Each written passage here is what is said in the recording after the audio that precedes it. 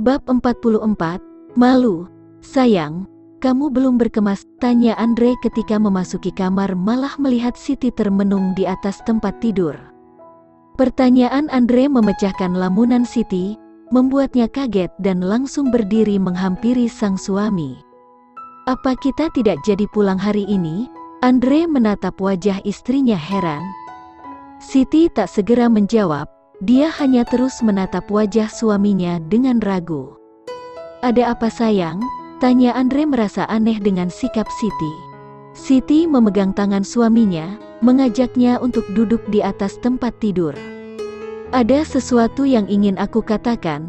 Andre menatap lekat wajah istrinya, bersiap mendengarkan dengan seksama. Tadi pagi aku pergi ke klinik Dokter Anita. Iya, untuk menemani Aisyah kan? Iya, tapi sebenarnya bukan hanya untuk menemani Aisyah saja, tapi aku juga sekalian memeriksakan diri. Andre mengerutkan keningnya. Memeriksakan diri? Memangnya kamu kenapa? Kamu sakit? Atau? Andre termenung sejenak. Kamu hamil sayang? Tanyanya antusias. Andre memegang perut istrinya dengan sumringah, wajahnya tampak berbinar karena bahagia. Tidak, Siti buru-buru memegang tangan suaminya yang tengah memegang perutnya. Tak bisa dibayangkan betapa hancur hati Siti melihat ekspresi suaminya yang begitu bahagia karena mengira dirinya yang tengah hamil. Aku tidak hamil. Siti melihat suaminya dengan mata yang berkaca-kaca. Andre tertegun sambil melihat istrinya yang sedang berusaha menahan tangisnya.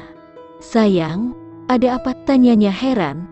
Aku, ada masalah dengan rahimku. Siti mengatakan intinya tanpa berbasa-basi terlebih dahulu. Andre tertegun. Dokter Anita bilang jika aku tak bisa mengandung. Siti menunggu reaksi suaminya.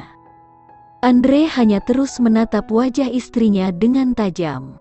Siti yang merasa jika suaminya kecewa langsung menundukkan kepalanya. Terus kenapa? Ucap Andre tiba-tiba. Siti mengangkat kepalanya kaget. Aku memang menginginkan seorang anak, tapi jika kamu tak bisa memberikannya ya sudah, tidak apa-apa, dengan atau tanpa anak tak akan merubah apapun, baik itu perasaanku padamu dan pernikahan kita. Siti terharu, kini air mata yang sedari tadi dia tahan tumpah ruah membasahi pipinya. Siti langsung memeluk suaminya. Sebenarnya Dokter Anita memberikan solusi untuk mengatasi masalah di rahimku. Dokter Anita menyarankan agar aku melakukan operasi. Siti lantas menjelaskan semuanya secara terperinci agar suaminya mengerti. Sayang, apapun yang membuatmu nyaman, aku akan selalu mendukung apapun keinginanmu. Jika kamu memang mau melakukan operasi, aku pasti akan mendukungmu sepenuhnya. Tapi jika kamu tidak mau, tidak usah merasa kamu harus melakukannya demi untuk memenuhi keinginanku mempunyai seorang anak. Aku ingin melakukannya. Biar bagaimanapun selain berdoa kita tetap harus berikhtiar. Lagi pula mempunyai anak bukan hanya keinginanmu saja. Aku juga sebenarnya sangat mengharapkan hadirnya anak sebagai pelengkap kebahagiaan kita.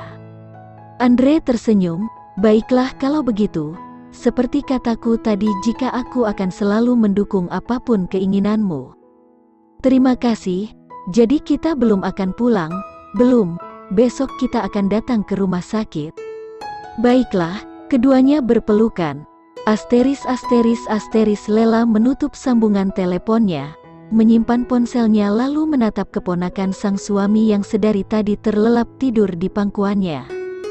Tak terasa air matanya mulai meleleh, mengetahui jika baru saja kakaknya memberitahu akan rencana operasi yang akan segera dilakukan Siti demi untuk mendapatkan keturunan. Lela merasa sedih. Kali ini Allah memberikan ujian kepada kakaknya dari masalah keturunan.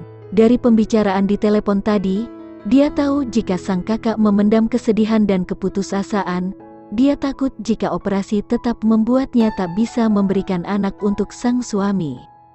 Lela terus merenung sambil terus menatap bayi kecil di pangkuannya, sambil terus berharap dan berdoa kepada Allah SWT agar mempermudah proses ikhtiar sang kakak dan suaminya dalam rangka untuk mempunyai keturunan.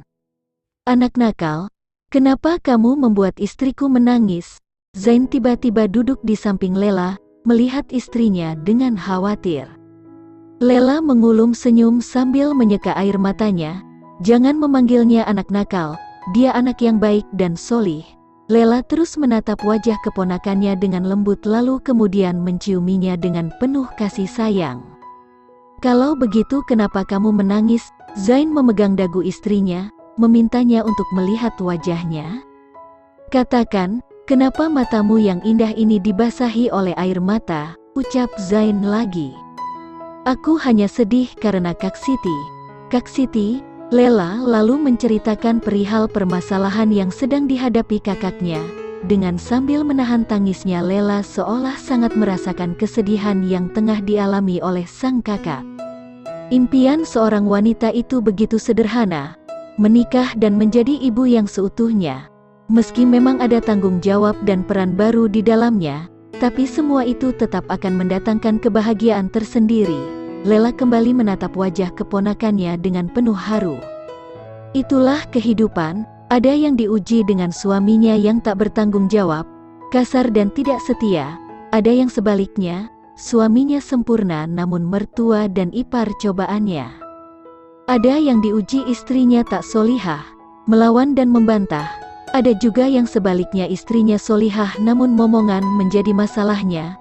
Ada yang keduanya nyaris sempurna tapi Allah mengujinya dengan berbagai musibah dan penyakit parah. Ada yang dipermudah dengan momongan namun Allah mengujinya dengan dipersulitnya rezeki.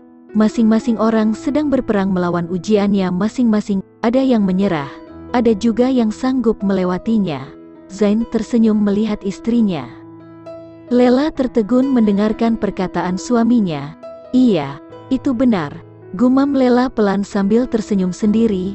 Dia baru ingat jika terkadang semua hal tak akan selalu berjalan sesuai keinginan kita. Ada Allah yang akan selalu menguji ketaatan dan kesabaran hambanya. Semoga kakakku dan suaminya bisa melewati ini semua. Amin, seperti kita yang sudah berhasil melewati satu ujian kita kemarin. Lela melihat suaminya. Iya, tinggal satu ujian lagi. Satu ujian lagi, apa? Tanya Lela heran. Zain meringis sambil memegang kepalanya. Luka di kepalaku ini. Lela menahan tawanya. Insya Allah kamu akan segera sembuh. Itu harus karena ada sesuatu yang harus segera aku lakukan. Lela tertunduk malu mendengar perkataan suaminya. Zain lalu menggeser badannya mendekati sang istri, demi untuk melihat sang keponakan dari dekat. Zain memandangi wajah keponakannya yang masih terlelap tidur. Dia lucu sekali kan? Gumam Lela pelan melirik suaminya.